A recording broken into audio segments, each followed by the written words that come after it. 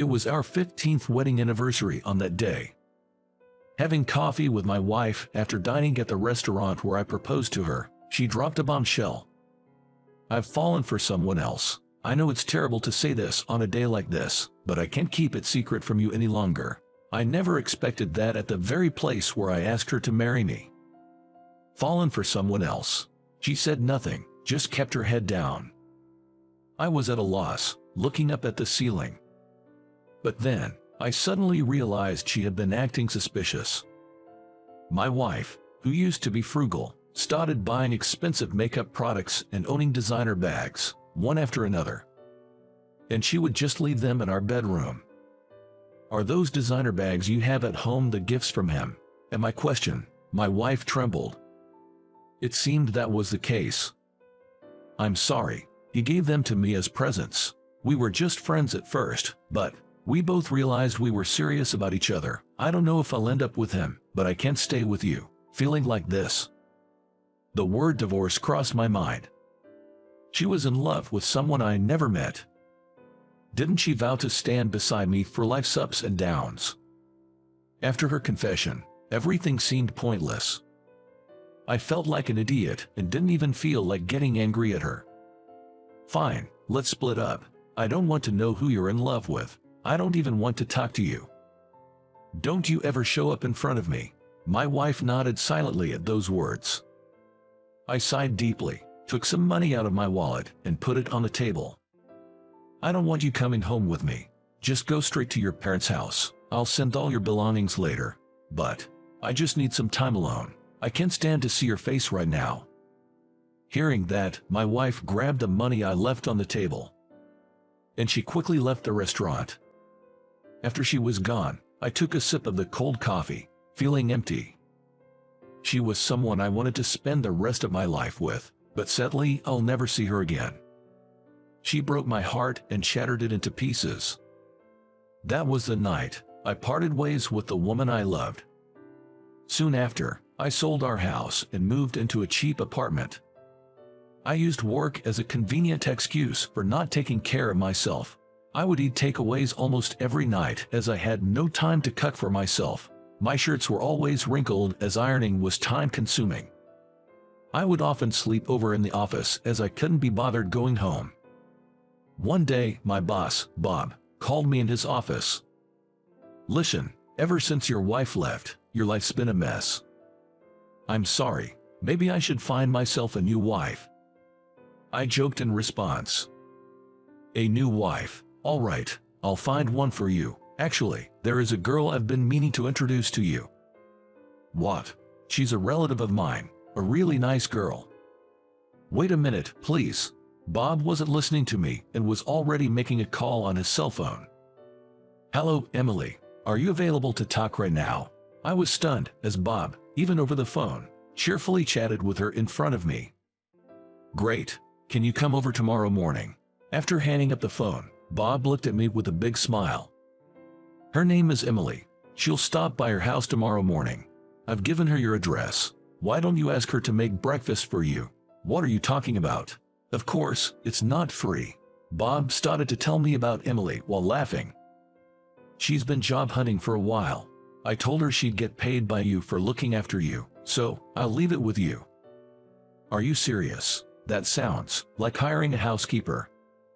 I felt dizzy at Bob's outrageous suggestion. But maybe he was just joking about finding a new wife for me. Yep, that must be it. "She's a good girl, so if you like her, consider proposing to her. She's a very loyal person. She wouldn't leave you no matter what." "Please, stop joking about things like that," I said to Bob, and then hurried off to the client meeting. After the meeting, I sent a report email to Bob, although I was exhausted. I dreaded going home. Maybe I'll stay at the office again tonight. Or should I find a cheap motel to stay at? As I was contemplating and walking through the streets, a young woman approached me. "Excuse me, are you Sean?" "Yes, I am. And you are?" "Nice to meet you. I'm Emily, Bob's relative." She was the woman Bob called earlier today. "Nice to meet you too. But how did you find me here?" I was so confused that I didn't know what was going on. Uncle Bob told me you'd be around here somewhere. I happened to be nearby, so I thought I'd come to say hello. Looking forward to working for you from tomorrow," she said with a smile. I could only smile back wryly. Then, the next day, "Good morning, John." She appeared at my front door. Of course, I couldn't just send her away. What would Bob think if I did?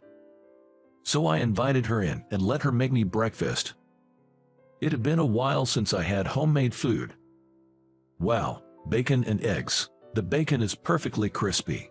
I'm glad you liked the way I cooked it. She chuckled at my words. I looked at her and said, "It's been a while since I had proper breakfast.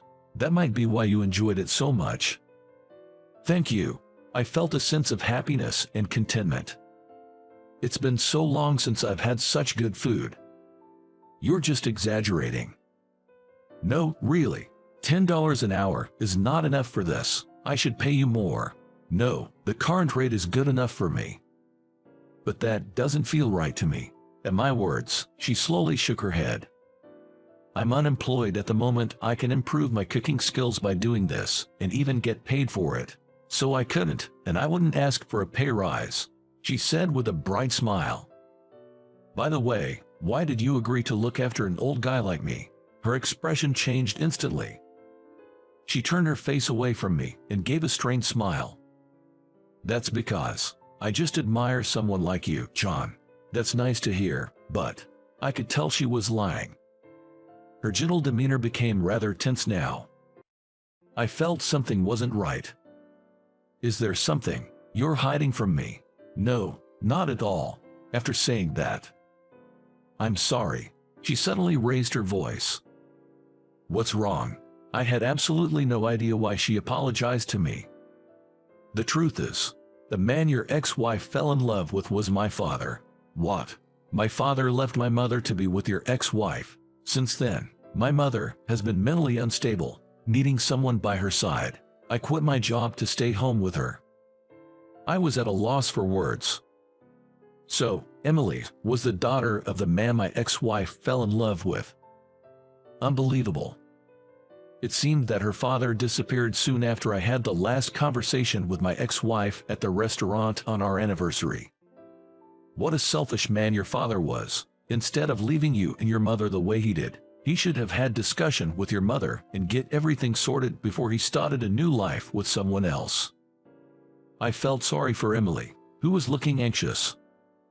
I don't know what Bob was thinking when he thought of her as my potential wife, but this was just too much. "Why did you agree to do this?" I wanted to apologize. "Apologize for what? You haven't done anything wrong." She shook her head. "If I had stopped my father from seeing your ex-wife, you wouldn't have had to go through the divorce. My mother always blames me for not stopping him." Tears rolled down her cheeks. At that moment, I found myself hugging her tightly. "John, I'm sorry, but let me say this. Stop blaming yourself. What your mother says is wrong. It wasn't your fault." "Thank you," she cried quietly in my arms. I was sad, but at the same time, I felt anger towards her father, who abandoned such a devoted daughter just to be with someone else and never returned. "Emily, you didn't do anything wrong. The one who is to blame is your father. He should have taken responsibility for his actions." She looked at me weakly. "I just don't know what to do anymore. My father's gone, and my mother blames me for what happened. You don't have to do anything. If it's too hard for you to be at home with your mother, you can stay at my place." "Thank you, but I really shouldn't impose myself on you," she said hesitantly. That was when I came up with a brilliant idea. "Would it be all right if I met your mother?" "My mother?" Emily looked surprised. "Yes, maybe your mother needs someone to talk to and to share her feelings with. I think I can help her out because I know exactly what she is going through." "You are probably right," Emily agreed. I was certain that her mother and I would understand each other very well. Or that was what I thought anyway. A few days later, I met Emily's mother, Sharon, and we talked about many things. I always knew it wasn't Emily's fault, yet I took it out on her. I never thought there would be someone out there who could empathize with me. When we're overwhelmed with our own issues, we tend to forget others are there for you. Sharon nodded weakly at my words. Thank you so much for coming today. I shouldn't be staying home all day, crying and feeling sorry for myself. I may just start looking for work. That would be better for Emily too. I agree. Maybe going somewhere with your daughter for a change of scenery would be good. She's been troubled ever since her father left. As we spoke, Sharon hesitantly continued. I know it's a bold request, but would you be kind enough to take her out? I've hurt her so much that I should distance myself from her while I get my life sorted. Looking at her sad smile, I suddenly had an inexplicable feeling of sorrow. I understand. If there's anything I can do, just let me know. Thank you. She smiled at me. I smiled back at her. Emily continued to come to my house and help me with domestic chores. Not only that, we would go for a walk together to the nearby park and sometimes visit art galleries and aquariums and such. Gradually, she began to spend more time at my house. And we ended up getting married. I absolutely adore Emily. Sharon, who had reconciled with her, was very happy to see us together. Today, the kitchen is filled with the aroma of Emily's cooking. The sound of her chopping food with a kitchen knife was music to my ears. She happily said to me, I never thought I'd be your wife. I'm surprised too, to meet and marry someone 20 years younger than I am. I thank Uncle Bob for his crazy idea. Without that, we wouldn't have even met each other.